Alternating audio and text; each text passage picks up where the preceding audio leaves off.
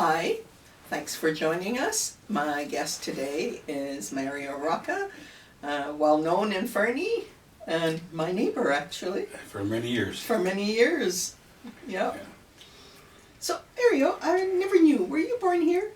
No, I was born in Italy in 1949. Well, you were born in Italy. I thought you were born No, here all for of us. some reason. Me, my brother was born in 47, I was born in 49, and my sister was born in 52. All in Italy? All in Italy. So when did you come to Canada? My dad came a year before, in 1952, and started working at the coal mines, and then the family come over in 1953. So, We got to Fernie July 7th, 1953. It was a 2-week journey across the Atlantic in a ship.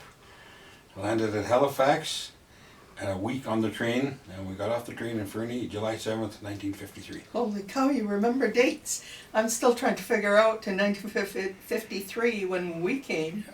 And because both my parents have passed on, I'm not sure, except that I do know it was in 1953. It was, I can't remember because I was too young, but it was probably an epic journey for my poor mum to travel halfway across the world with 3 kids. My sister was 7 months old, so still a baby. Mm-hmm. To come to a country that you don't know a word, and totally different customs of what they were used to in Italy. I remember the train ride because it stopped overnight in Winnipeg, and we stayed and slept on benches in the train station because nobody could speak English, and where were you going to go when you didn't know anything? But I remember that a lady came up and said, "I'm going to go buy bread." She said this in Italian, right? And when my mother said, "Buy me a bread," and when she came back, it was an English loaf, of course, sliced like a Wonder Bread, right?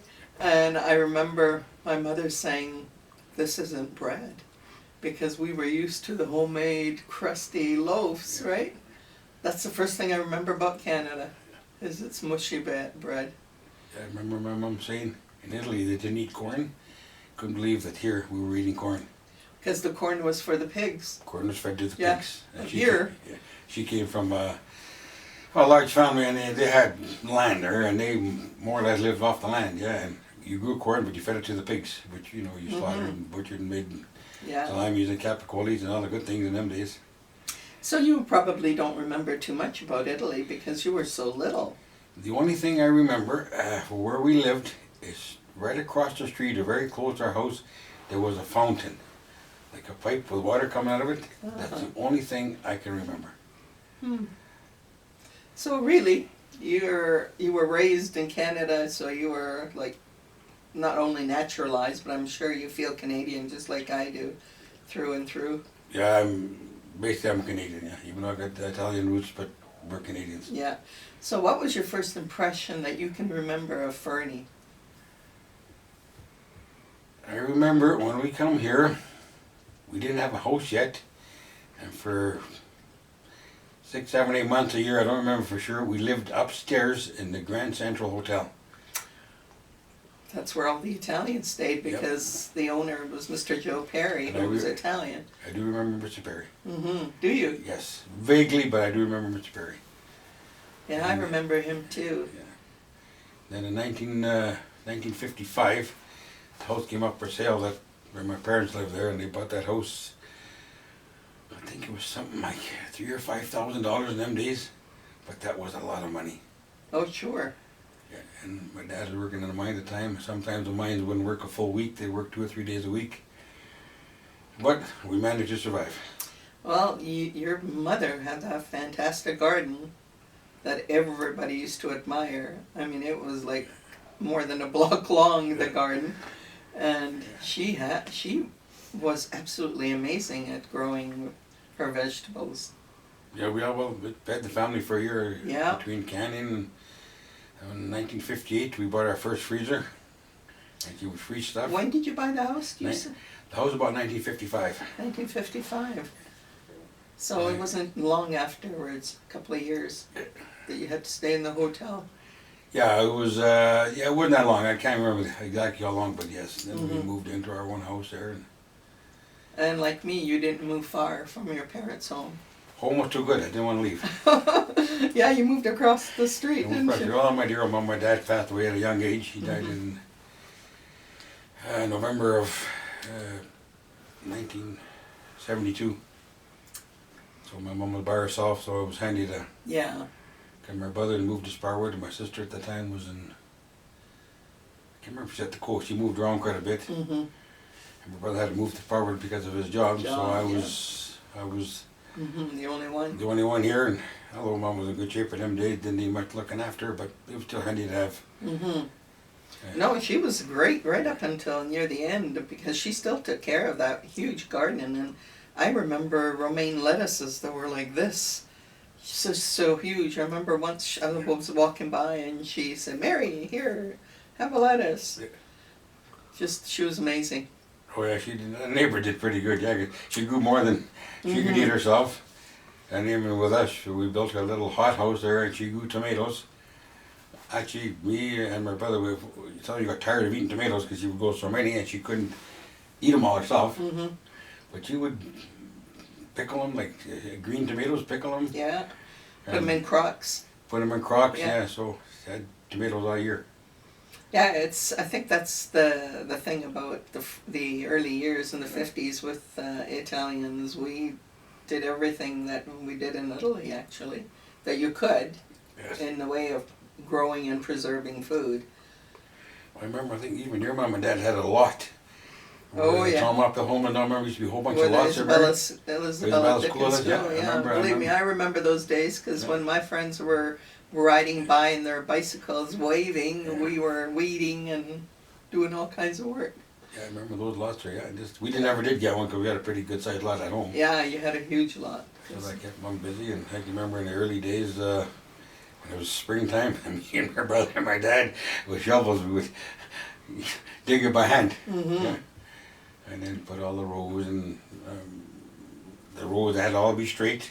Couldn't have a crooked row of peas. Everything. Oh, no. We used a string as a guide there. And Oh, all the absolutely. rows are straight. The potato rows are straight. What do you remember of school?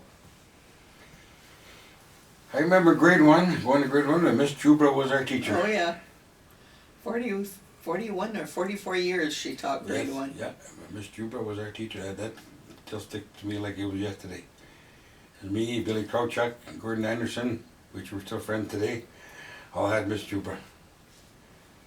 Yeah, I think almost everybody had Miss Trooper. Well, yeah, she taught for 40 years. That'd be like Yeah. almost 2 generations that she would have taught. Oh, yeah, yeah. Yeah. Yeah, she taught some of my kids too. Yeah. Well, how long do you think it took you to learn English? I don't think it took that long because we got here, I was 3 years old, and then 3 years later, went to school.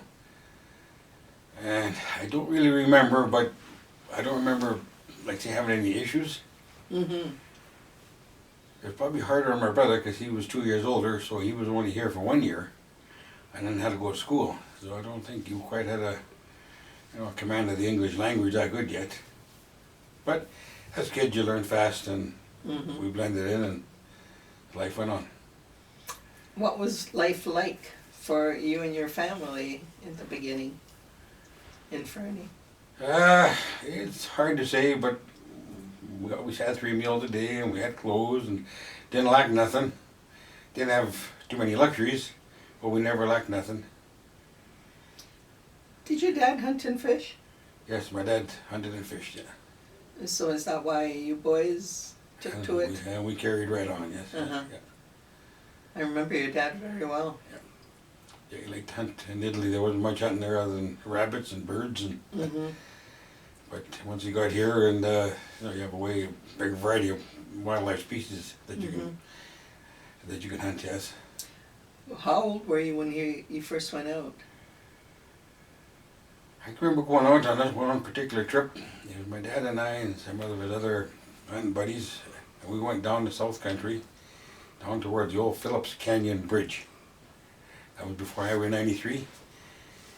And I think I was 10 or 11 maybe. And my dad shot this nice white-tailed buck. But we had gone down. Now, to bring it back to the car, it was an uphill. And I remember pulling on that deer. I don't know how much help I was only 10 years old. I probably carried the gun more than I pulled, and my dad pulled the deer all the way up. Probably took us about 2.5 hours Wow. to pull the deer up back to the flat where the car was parked. That did stick out in my mind. Oh, that was quite an ordeal, it sounds like. Yeah, a nice 4-spike whitetail buck, yeah. Well, that didn't deter you from wanting to become a hunter. No, we couldn't wait. Both my brother and I, we couldn't wait to hunt on our own. Mm-hmm. And you're both really good. We still do it. Yeah. We're still both, well, I just turned 70, my brother's going to be 72 here. Just turned 72. We still climb mountains. Not as fast as we used to. But we still go up the mountain, we just set our own pace. And, you know, thank God that we're both in pretty good shape to be able to do it. You're a member of, both of you are members of the Rod and Gun. When did you become members? I joined the Rod and Gun Club in 1966 when I was 16 years old. And I got elected to the position of Secretary Treasurer then. Then, wow. We had about 100 members in them days.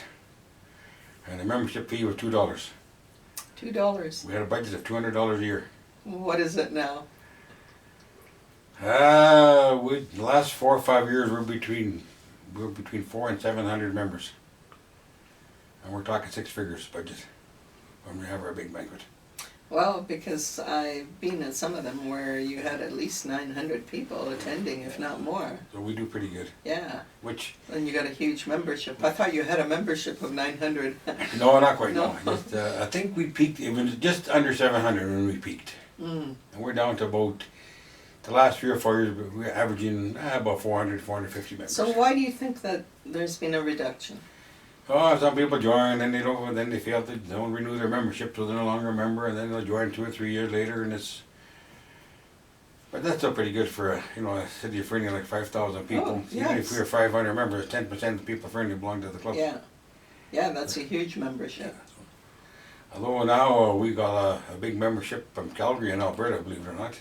That come in? It's people that they live and work in Calgary, but they have summer homes here. Mm-hmm. Actually, one particular guy come to my house. I get a knock on my door. Here's a guy comes to my house. I forget his name now, but it doesn't matter. He says, "I've been told to come and see you." Mm-hmm. He says, "We live in Calgary, but we come to Fernie lots." And he says, "I seen that beautiful range that you guys got." And he says, "I got to be part of it." And I said, "Okay, no problem. So how do I join?" He said, "You got $30, whatever it is, for the membership." I took his name and address down. As you're here to give him a membership card. Man, he says, "It's so nice." He says, "I live in Calgary. Sometimes I got to drive 2 hours to find a place to shoot. Here, since 5 minutes from my house, we've got this beautiful range. So I want to be part of it." Doug Noakes. I remember the guy's name. A guy named Doug Noakes. So I might even move to Fernie. He says, "I'm a teacher." He says, "But I might even move to Fernie when I retire." I don't know if he has or not yet, but.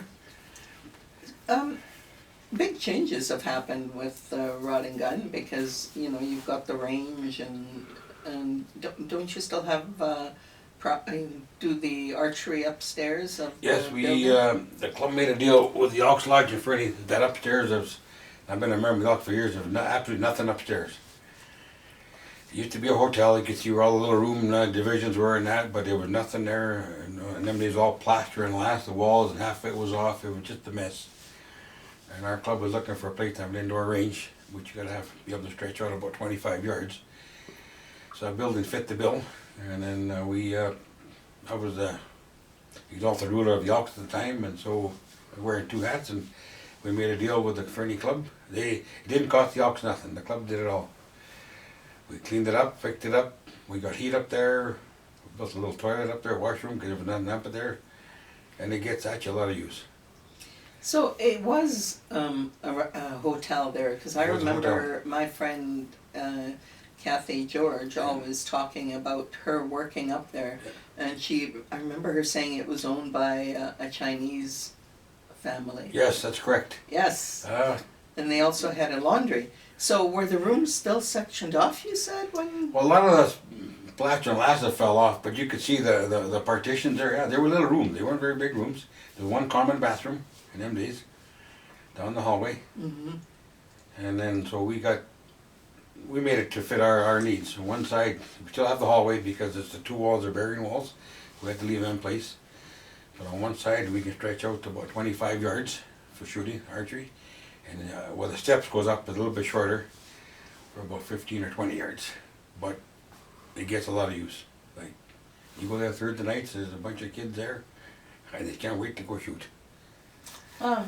Well, I love the history, and I love the history of that building, because it's that building that actually has an old painting still on the side that says Royal. I think it says Royal something. Royal Crown Soap. Royal Crown Soap. I like seeing those historical bits still around. We're going to take a bit of a break. When was the rod and gun established? I've been a member for a long time, and I didn't know it. And then one year, the BC Walleye Federation, which is the parent body of all the rod and gun clubs in the province, contacted our club and said, "Do you guys realize that you're going to be 100 years old?" Like, we really didn't know. So we started doing some looking, and Brian Fantouz, one of our members, went to the Free Press office and dug through the microfiche files, and he found a little article of a paper that was dated at the time, that the Fernie Rod and Gun Club had its inaugural meeting. And they named the people of the day, the president, all that. And that's all we know for sure. Just a little article. And that would have been what year? Would have been in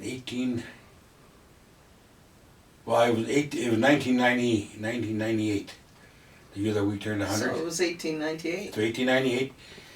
And and there was an article in the Free Press office that had this article on the club. Because I also read somewhere that it was the very first one established in BC. Yes, BC, if not Canada, and this club has run continuous since. Yeah. And it was originally called the Fernie Gun and Rifle Club. Mm-hmm. It was more of a trap shooting club. And I still got a copy of the article. I kept it. And the last paragraph says that women were welcome to join the club and come and shoot trap. That's over 120 years ago. And we're still shooting today. And women are welcome. Well, that's quite amazing that, that many years ago they were allowing women, because, we didn't even have the vote for the longest time. So the men were, the hunters and the fishermen of the rod and gun were very progressive. We're a very progressive group. Mm-hmm. I found that interesting too, that women were welcome to come and shoot trap. And as for my own, I'd say I joined the club in 1966 when I was 16 years old. I became the treasurer, secretary-treasurer. And haven't you had a few other roles since I've then? had every role there to have in the club. I know. And I'm still the membership director. Yeah. Which I enjoy doing. And then for how many years we have youth shoots on Monday nights in the summer. For May and June we have youth shoots. As long as you're a member of the club, there's no charge. The club supplies everything, the guns, the ammunition. I was at an event, one of your fundraisers, where Bill Bennett, who was the MLA, presented you with an award. What was that award for? Because I can't recall now, but I know it was a big deal. There was Queen's Diamond Jubilee Award, I think it was. Yeah, for your work, because I know that in town, if anytime anybody wanted to know anything, they'd say, "Go to Mary Rocca. Go to Mary Rocca." You were the one. That was just a nice card signed by Christy Clark, our premier at the time, and I had no idea it was coming. My wife knew, but Bill swore her to secrecy. Yeah, because nobody knew, but then he suddenly got up and said, "Before we start anything, I need to make a presentation," and called you up. Yeah, we were really surprised. That was a big surprise. I had no idea. Yeah, and I'm sure there was like 1,000 people at that event. That was one of our bigger ones. Yeah, it was huge. And usually I would invite Bill and Beth because I got to know them pretty good. And I always had a corporate table, so I got them to always sit at our corporate table with us. Yeah, he was very fond of you and always spoke highly of you. Yeah, always. Yeah, like Bill, when he first come here, we have our famous Wigwam River, and Bill had heard about this river, with a big bull trailer and that. He said, "Man, I wouldn't mind going." I said, "Well, if you want to go, Bill, you just tell me when." So I took him and his wife and one of the boys down, walked them into one of the Wigwam River canyons there, and everybody caught a fish that day but Bill. We all got a couple nice bull trout, which you have to put back as catch and release. But he's seen for himself when we talk about the wigwam, what we mean, which is Are you very political, or did you always, or did you just become more political because of your friendship with Bill, because you were pretty good friends? No, I Or was were you always I political? was always kind of political because who's in power affects your everyday life. Yeah, that's true. Yeah, so I've always been involved. And when Bill come there, and how I first met Bill, we were at that's when, when we kicked the NDP out, Ujjal Desand was our premier, and 3 days before the election he cancelled the grizzly bear hunt. Strictly grabbing at straws from them days for the NDP because they knew they were going down. And we had this big meeting in Cranbrook that Mr. Bennett chaired. Mm-hmm. He was standing room only over this grizzly bear hunt. And I went up to him, introduced him, myself to him, said, Mr. Bennett, I'm from Fernie run the Gun Club, held history in our club, and we became friends on that day. And then I got on this campaign team and Mm-hmm. helped Bill out all the way. I've never been political for any party or another. I've always supported the individual that I thought could do something for Fernie. And I have to admit that he did do more for Fernie than any other representative that I can recall. Oh, he got to be so popular. When he chaired that meeting, he says, the election was coming up, if you guys vote for me, he says, I'll have grizzly bear hunting next year. I'll have grizzly bear hunting back for you guys. And that's where the hunters and wildlife people got behind Bill. And did it happen? It happened. Yeah, he used to keep his word. He kept his word. We had grizzly bears again. No, we lost it again under the same government. Yeah. Where did you work? I did a lifetime career job working for the Ministry of Highways, or Department of Highways was called in them days. I started in 1969, April 10th, 1969, as a signpost hole digger. Oh. And by the fall, everybody there, you train you on a truck, you got to plow sand all winter.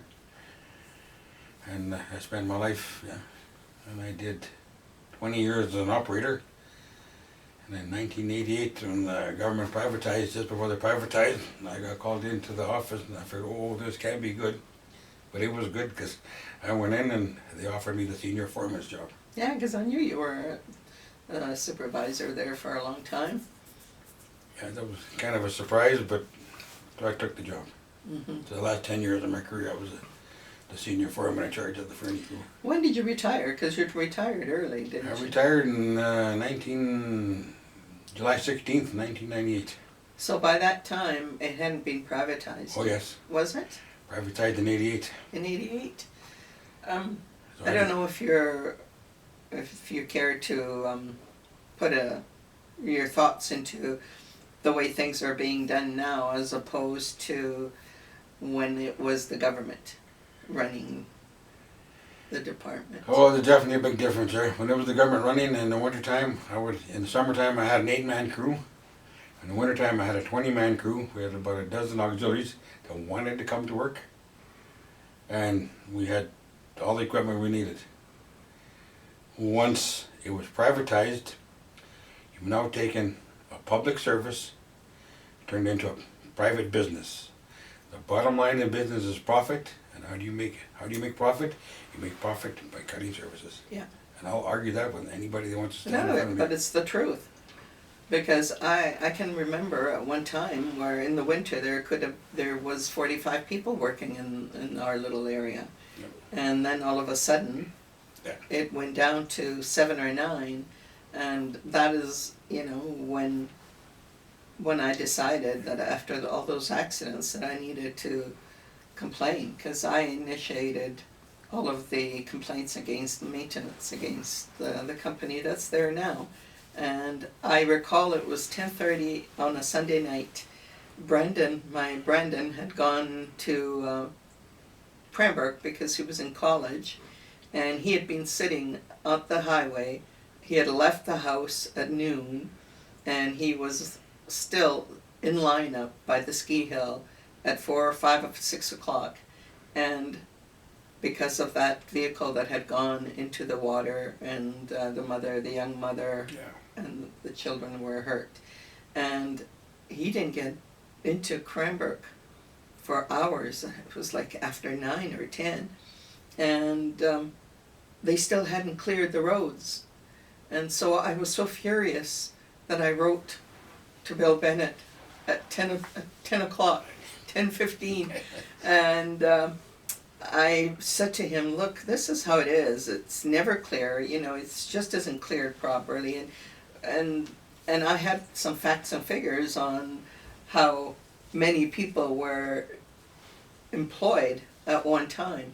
Anyway, I wrote this all up and sent it off to all my mayors and Area A director, and said, I've also sent this to Bill Bennett and we need to do something.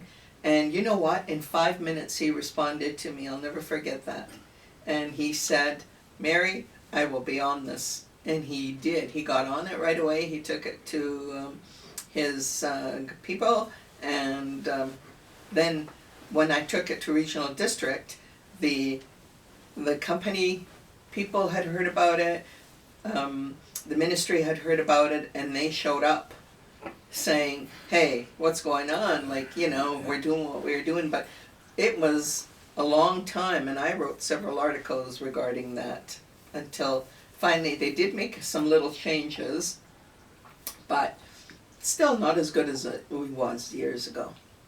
Well, They never seem to be prepared for the first fall of snow and ice.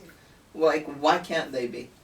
There's no reason for it, you know winter's coming. Yeah, You exactly. should have all your salt in stock, you should have all your sand already in stock, and have enough equipment. Mm-hmm. When I was during my years as foreman, I had a dozen plow trucks, and we had 2 graders in the yard, our own graders. But as the contractors take over, you have less equipment, and they contract out more. And I don't think that was the way to go, and I could see the difference when my crew used to plow and when this crew plows there. Well, even in, you know, this year, they were taken by surprise and weren't ready for it. But why be surprised? You know winter's coming, let's be ready. But I gave up that fight after 3 years because another group took over, and they put up a Facebook page, and they've got a representative that meets with the ministry in Cranbrook on a weekly basis. Not that they have much power to actually do anything, but at least they're receptive. And sometimes the roads are okay.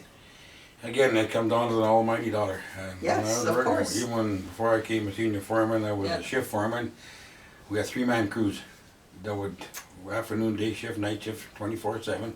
Starting November 1st, we go on shift work, and we have a list of about a dozen, we call them auxiliary employees, that would come out, they wanted to work part-time. Mm-hmm.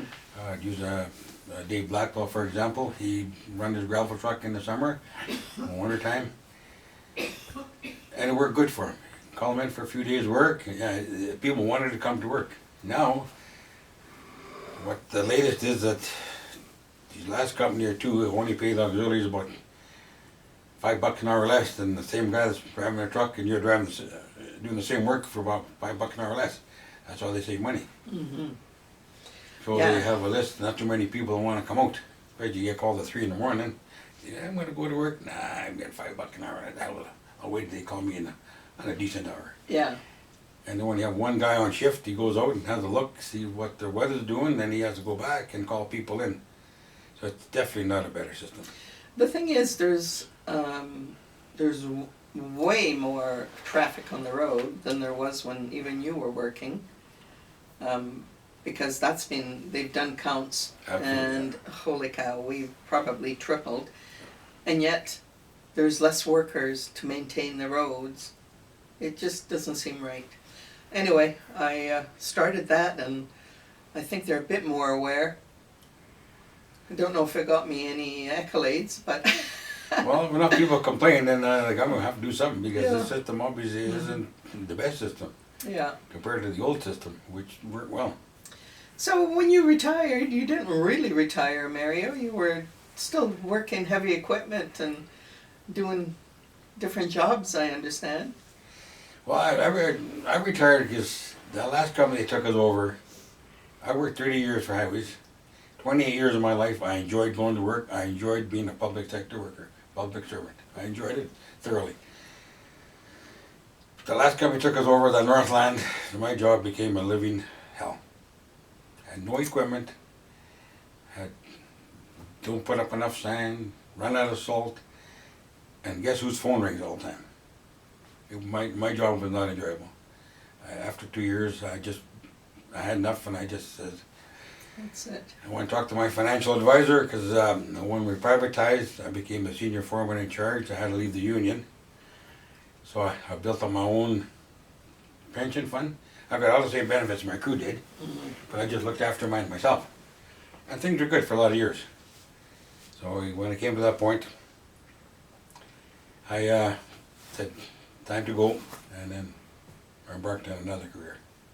Yeah, well, it's always good for a change. So I kind of had a chuckle. I wasn't retired long because my good friend is Harmon Delier, who was the area manager for highways, was a good friend of the Ferentinos, a big construction company in Cranbrook. I did know the Ferentinos too, but not that well. But anyways, I get the call one day from a guy named Jimmy Ferentino, who was a good friend of my buddy Harmon. They went to school together in Cranbrook. Oh, did they? And he says, I understand you're retired and you may be available. I said, well, it depends what you got to offer.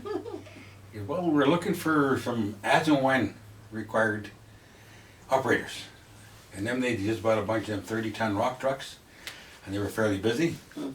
But it wasn't busy all the time. Like sometimes we get 2 or 3 weeks work, a couple of days work. So it was handy to have a few guys like myself that you didn't phone you tonight, go to work tomorrow, and then the next day I go fishing. So that's how I got on there. I didn't ask for a job. The job found me. And I worked for them for probably 9 or 10 years that way. Off and on doing part-time work. So are you saying that now you're actually retired? And then, Not still. well, I'm semi-retired again. A good friend of mine, Walter Ingham, that owns Home Hardware, says, I got a good job for you. He says, at your leisure, I need someone to build garden utility sheds.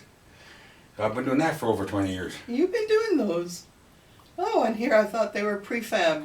No, I built custom sheds there. And 1 year I built 27. I built my last shed, it was just before Christmas. That was too many. But it works good. I only work 3 days or 1 shed a week because I like to fish in the summer and camp with my wife. So it's been really good. And I enjoy doing it. I go there, I'm my own boss, nobody bothers me. I build a few sheds, and some people want custom sheds with vinyl siding on them or cedar siding or certain features. Just tell me what you want, and a week later they get their shed and everybody's happy. Wonderful. Tell me what you think about the changes to Fernie, because I mean you've been here all these many years and you certainly have seen how our town has changed. What strikes you as the biggest change? The biggest change is the people. At one time you can go to any pub and everybody knew everybody. You go to a pub now, and we don't go out that often, but once in a while it's nice to go out, and we'll go in a pub, my wife and I, and lucky if you know one person in that bar. That's There's true. so many new faces. Yeah. And I don't know, I think I liked it better when Fernie was about 2,500 people. Yeah? Didn't have to lock your car, didn't have to lock your vehicle, didn't have to just... Now I don't know how safe that would be if you didn't lock things up. Yeah, I lock my doors all the time. And price houses have gone up way more. You know, which is good because I bought my house for $22,000. Now it's worth $480,000. But if you're not going anywhere, what difference does it make to It you? makes no difference really. That's what I say. I had a Doesn't make realtor any- the other day write to me and say, Mary, would you like me to come and check out your house, see what you'd get for it? And I said, no, because I'm not going anywhere. Whatever. It doesn't make any difference to me how much it's worth. When the It's time worth comes, it to me. 'cause I've had that too, where guys have asked if I want to sell my house. Mm-hmm. I said, no, I ain't going nowhere. He says, when the time comes, can't stay in my house. I only got to walk 2 blocks to the Trinity Lodge. Yeah, exactly. What other changes have you noticed? Because change is inevitable, okay? I mean, no matter whether we like it or not, change comes. It's, what is it that they say, the only constant in life are death and taxes, but I think it's change. There's the one constant is change. Towns, people, there's always change. But some of it is good and some of it isn't. So what do you think with Fernie, aside from the people? Do you like the changes, the fact that you're able to go to an A&W and have coffee? Well, that part's good, yeah. I mean, we got a few more businesses that you can deal with there. A lot of places, if you like to eat out a lot, you can eat out a lot and go to a different place every month and never go to the same place twice, almost. So those are nicer changes, I guess. Not so much for a resident, but for the tourists, I guess it is good. But even for the residents, when growing up here, there was the Diamond Grill. Yeah. That's it. That's it, yeah. And it was good because we used to go there lots. True, but that's all there was for kids, for adults. Yeah. You know, I mean, it was a great place. I mean, the food was fabulous, the Chinese food and all those wonderful pies, but that was the only place. Yeah. Well, the bigger variety is certainly something nicer to Yeah. have a bigger variety of places to shop there. Like we do most of our shopping in Fernie. It's for me to go to Eureka or somewhere to shop. When you crunch the numbers, you really don't save that much. No, not at all. You know, if we happen to be there, Yeah. you know, you'll stop and get some. But I know we have a lot more stores to choose from now. Well, we had a lot of the small We had a lot smaller stores. stores. You know, do you remember any of them? I guess I do MC Cash, yeah. Yeah. And what else is to be? Forget the name. Uptown there was one. Fiorello's. Guzzi's. Guzzi's. Guzzi Grocery. Yeah. Trites Woods, remember had the Oh, grocery yeah. department? Yeah, Trites it Woods. did. Yeah. Yeah. Yeah, I do remember them stores earlier. And Sarich's. Churches, yeah, another one, Yeah. yeah. And Went the to school with annex. some of the Syracuse kids, yeah. Yeah, They made you that Cash, going to school, yeah. yeah. And no, there was more. Cash was my age. We went to school, but he had a couple of other siblings. I forget the One name. must have been your age. Yeah, there was 4 or 5 kids in that family, Mhm. yeah. Yeah. Names escape me now, but Yeah. I I remember Mr. and Mrs. Sarich, and yeah. they lived in the house behind the store. Yeah. And that was nice. We shopped at all of them there. You just kind of supported everybody in them days there. One time you go shopping there, another time you go shopping there. And Yeah. The one person that nobody's mentioned is Andrew Lees. Do you remember Andrew Lees? Andrew Lee's really well. He'd come and then he'd start talking with my dad about hunting or something, and he was there for an hour and a half. And he'd go down and talk to old Mr. Albo on the other corner, and he was there for another hour and a half. So that he didn't do much shopping or much business that night. He did, his business was like his truck. His truck. Yeah, he had a traveling business, but he sold everything. Yes, I do remember. Yeah. Yeah, he sold everything that you needed. Plywood, like building supplies, food, whatever you needed, he had. Yeah, groceries, stuff for horses, salt blocks. Yeah, he had everything. And guns. And he sold a lot of guns and powder and bullets, so I did spend a lot of money at Andy's place. I always recall him coming to the house and saying that half of the people that were buried in St. Margaret's Cemetery still owed him money. But he did have the heart, he said, when they didn't have the money, not to give them food. Yeah. So he would always tell me. And you know what was so funny is that the Italian ladies used to call him Angelese. So I thought his first name was like Angelo. And then when I grew up and started buying off him, Yes. it was Andrew Lees. Andy for short, so I remember Yeah, Andy Lee's, yes. he was a great guy. He was a really caring individual. Yeah, he who was lived nice. in West Fernie. Yeah. Yeah. And you go there, if you needed something, and 8:30 at night, if the lights were on, he was up, you go knock on his door, Yeah. he would get you what you needed. Yeah, he was very caring. I was sorry when he passed away. Still, with half of the cemetery owing him money. Wanted their money, yeah. You know. Yeah, and his wife was a character too, Mrs. Lees.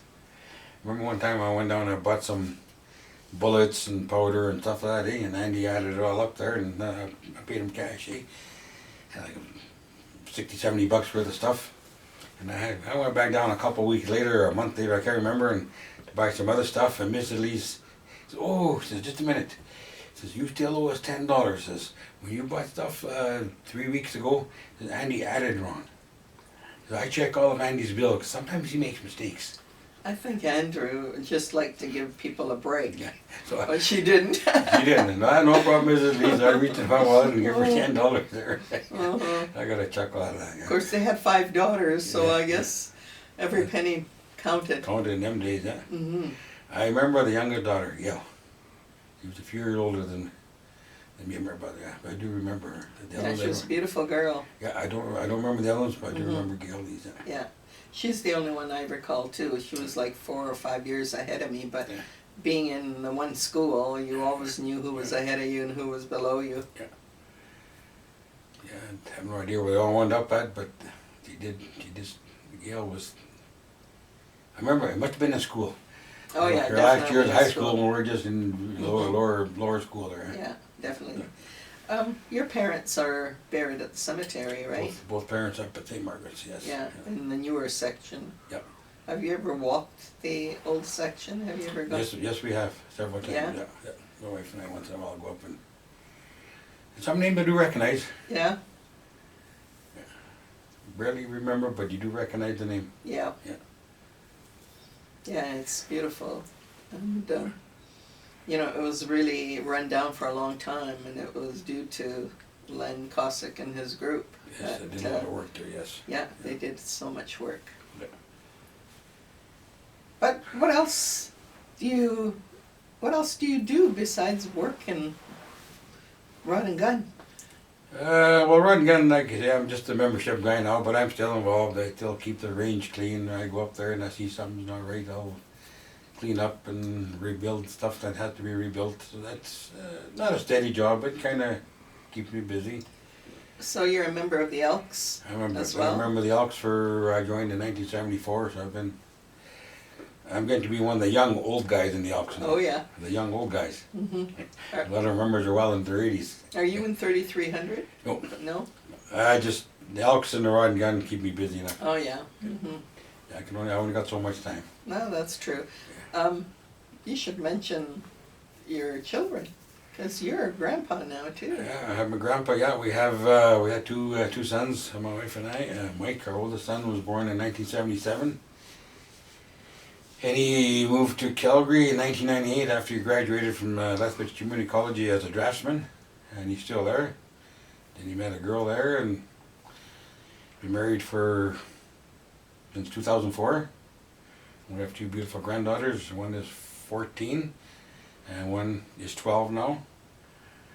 And they keep them busy. They're in this thing called Cheers. And my poor daughter-in-law Barb, she puts on more miles on her car than a Greyhound bus. Transporting these kids all over the country. And then our youngest son Joe, he graduated in '98, and he was more like a free spirit. He was heavy into snowboarding. Wound up and did a bit of work here after he graduated in '98. Wound up in Whistler for about 3 years. Oh, did he? He spent actually went to Lethbridge College and we got a degree, an 18-month course in what would you call it? Something like journalism. He would write articles about snowboarding and that. So he got hired in Whistler there for a while there.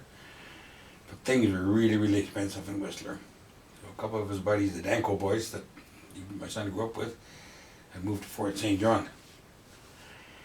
So Sean, Joe's closer buddy there, I convinced him to move to Fort St. John. So my son did. Moved to Fort St. John and he got up there.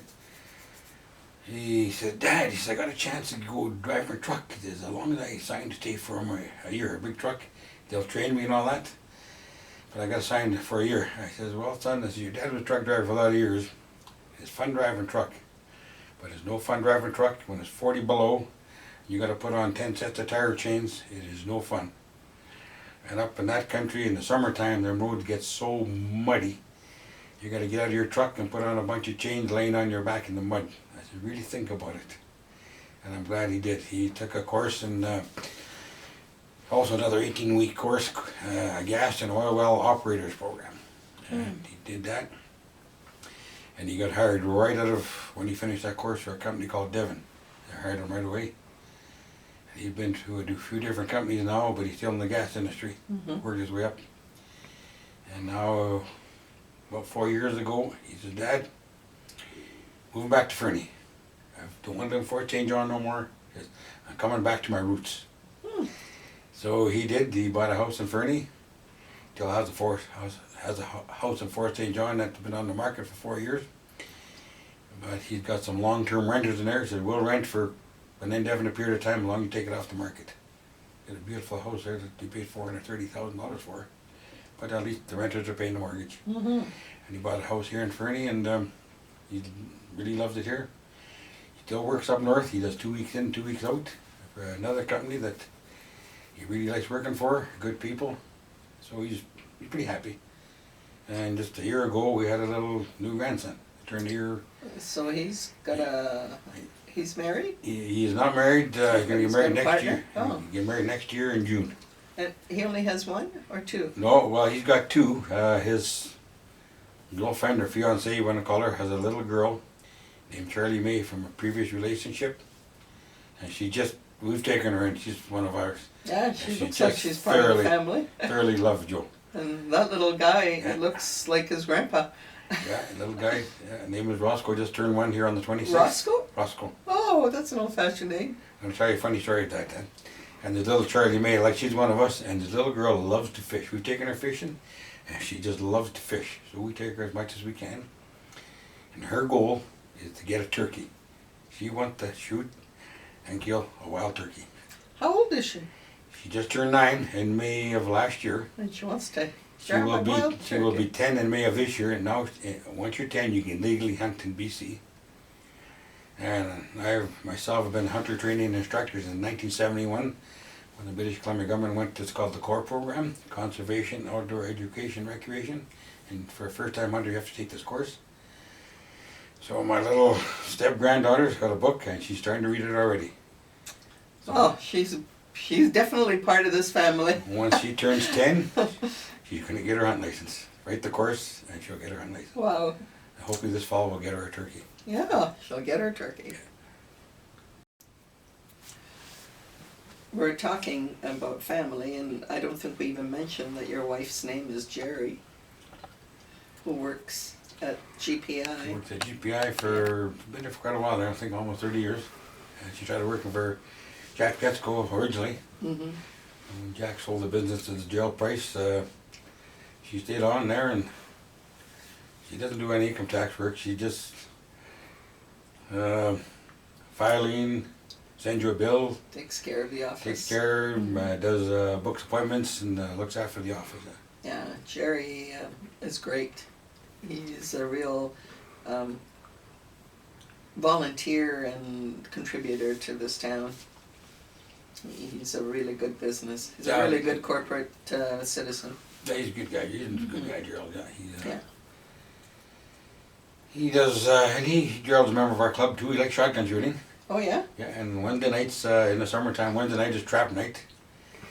And we had another young fella named Tyler Temple that was kind of looking after it. He used to work for Paul Kramer.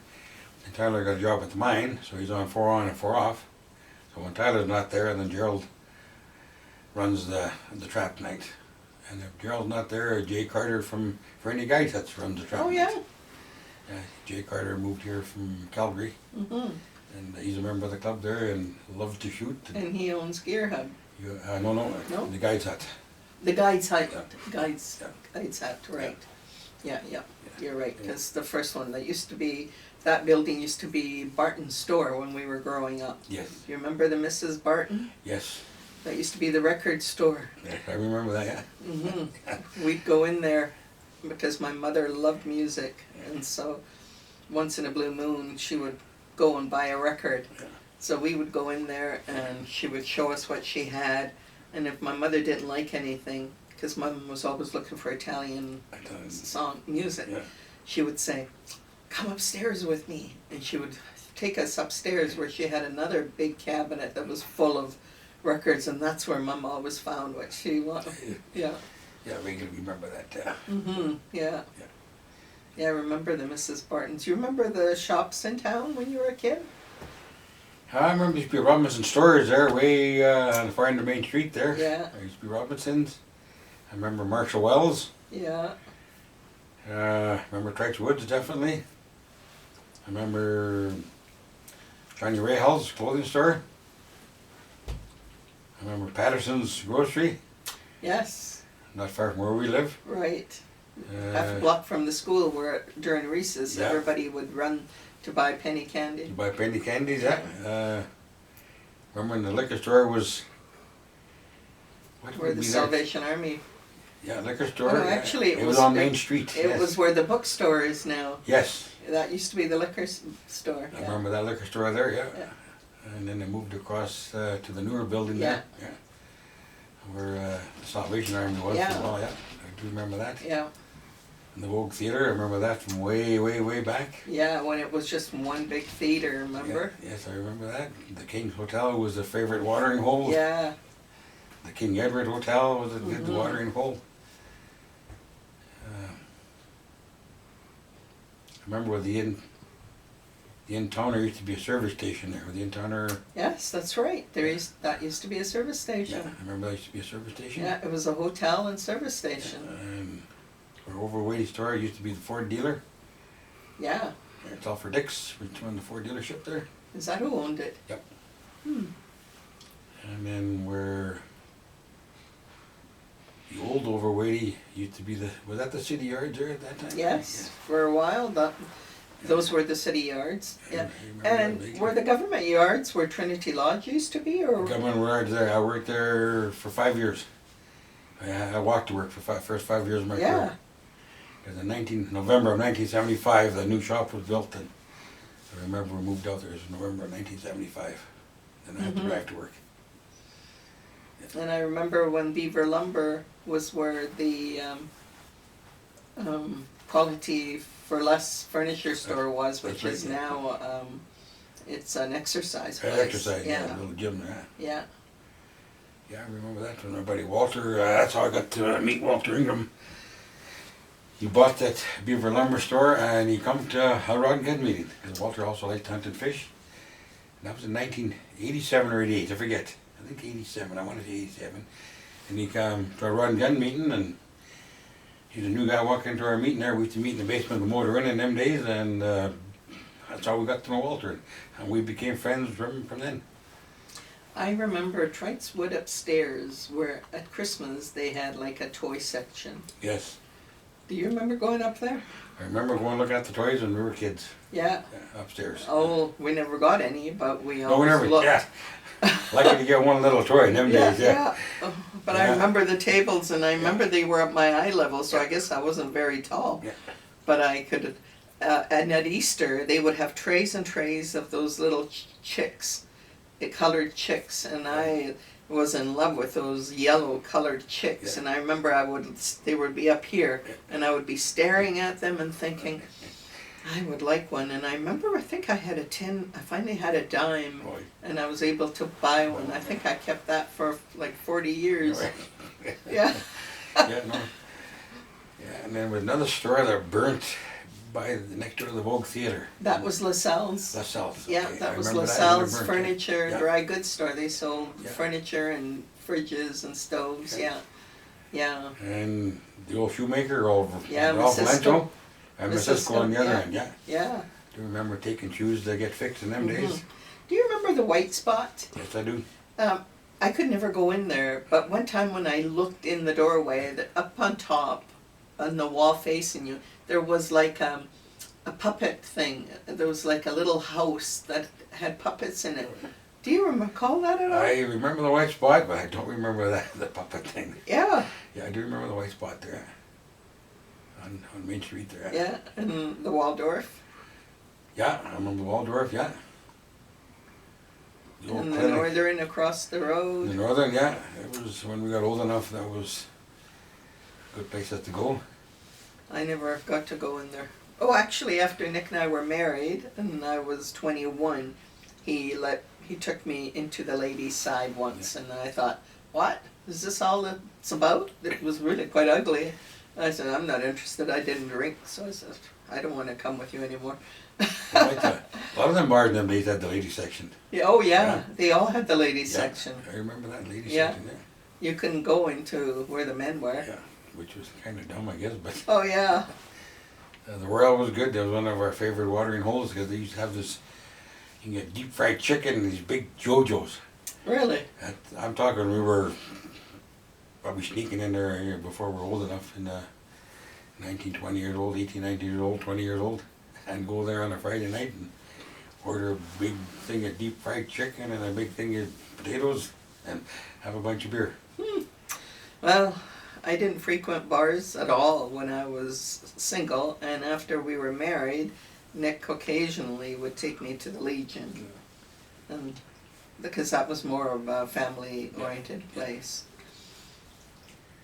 Well, So I missed out on those. well, it was nice in them days because you went and had a bunch of beer and didn't have to worry about getting picked up in them days. So didn't you ever go into the Fernie? Yes, we went to the Fernie. Yeah, no, we did Because all that those. was owned by John Hughes John when Hughes, we were yes. growing I remember up. drinking there. Yeah. We went to all the bars in them days. We supported everybody. There was at least 8 bars, and I worked as a telephone operator when I was in school in grade 10, 11, and 12. And we had these circuits, and you would say number please, and if it was long distance, they'd say, connect me to the bar.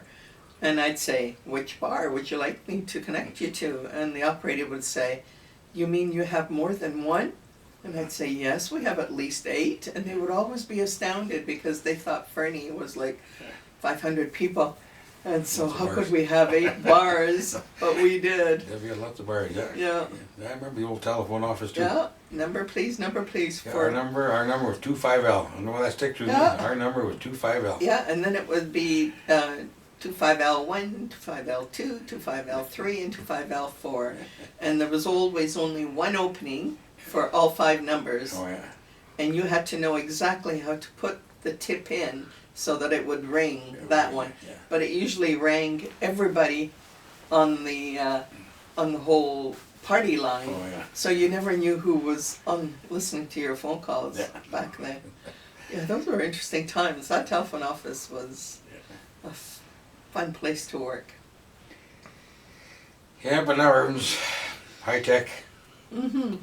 Landlines are almost a thing of the past. Oh yeah, I know. I still do. I still like my landline. Mhm. I still keep mine. I like that basis, having that landline. Yeah. Well, you've actually enjoyed living in Fernie, and it's been home, right? Fernie's been home. We've traveled extensively through Western North America. I've been to Alaska half a dozen times, Yukon. But there's no place I'd rather live than the Elk Valley. And why is that? Everything I like to do is 5 minutes from my house. I can hunt 5 minutes from my house. I can fish 5 minutes from my house. I can go shooting 5 minutes from my house.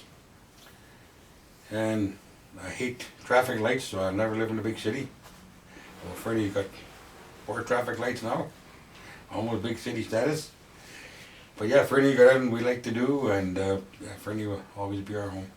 I think too, because you've kept a lot of your childhood friends, and you've kept a lot of your friends, so you have a really good social umbrella, and that means a lot. I think one thing that we're discovering as time passes is that human connection is the most important thing. It's worth more than material possessions, worth more than money. You need to have that connection, and you do, because we were talking before we began about how you have friends that meet for coffee every single morning, and there's a large number of them, and Yeah, you get to know everybody, and you get to know their families, and, yeah, and a lot of the people I went to school with, a lot of them are still here in Fernie. Yeah, they make Fernie their home, and we're still friends even after 7 years. We're still friends. so that's probably the good thing about Fernie, is that the size has allowed people to remain friends, because we're all still in close proximity to one another. That's for sure. That's one nice thing about living here. Yes. Yeah, and you can do whatever you want, because it is a small town, yet it allows you to do what you want. Yeah, like my oldest son lives in Calgary. The first house they bought, didn't know his next door neighbors. They all got 6-foot fences there, and you don't know your next door neighbor. Yeah, they all have little garages in the house. They come home, the door lifts up, the car drives in, and you don't see them. Yeah. Yeah, it's true. Yeah. And I say, I don't want to live like this. Yeah. I like to see my neighbors and talk over the fence. Mm-hmm. Never cold one or two now and then. It's so nice. My neighbor next door, Daniel, got a little boy named Archie, 3 years old, and he likes coming into my garage. So if he sees I'm in there, my garage, how long he's out with his dad there, and if he sees I'm in the garage, he'll come in and come in and say hi to me. He'll go right back out again, but he comes in and says hi. Oh, Little Archie. yeah, it's great to It's have. so nice, yeah. Yeah. Yeah. Well, I really appreciate that you came and spoke about your life in Fernie, Mario. Well, it was great opportunity for people to see why old timers still like to be here in Fernie. Absolutely. And yeah, no, we got no plans of going anywhere. I go on the odd holiday, but Fernie will always be home. Same here. I've always loved Fernie since the moment I set foot in. And as much as I love my Italian roots, boy, I'm a Canadian through and through. Well, my brother went back to Italy. I never did, because his wife is also Italian, and I don't think I'd want to live there. It's a great place to visit, though. Yeah, and from what he told me, yeah, to meet too many people there, it's so crowded. So I don't know, maybe someday if I get there. 65 million people in an area a third of British Columbia. Yeah. So yeah, so they don't have the big wide open spaces that we do. We're just so nice here. Yeah. We can get out and we go camping sometimes. My wife and I go camping. We're the only ones there. Nobody else around. Yeah, it's And great. We thoroughly enjoy Yeah, the solitude. yeah, Fernie is a great place to live. Thank you so Yeah, much, well, Mary. thank you I very much for inviting really me. It was- appreciate it. it was And really a lot of- thank you for joining A lot of Life fun and to Times. do a little thing like this. Yeah, and after Christmas, because now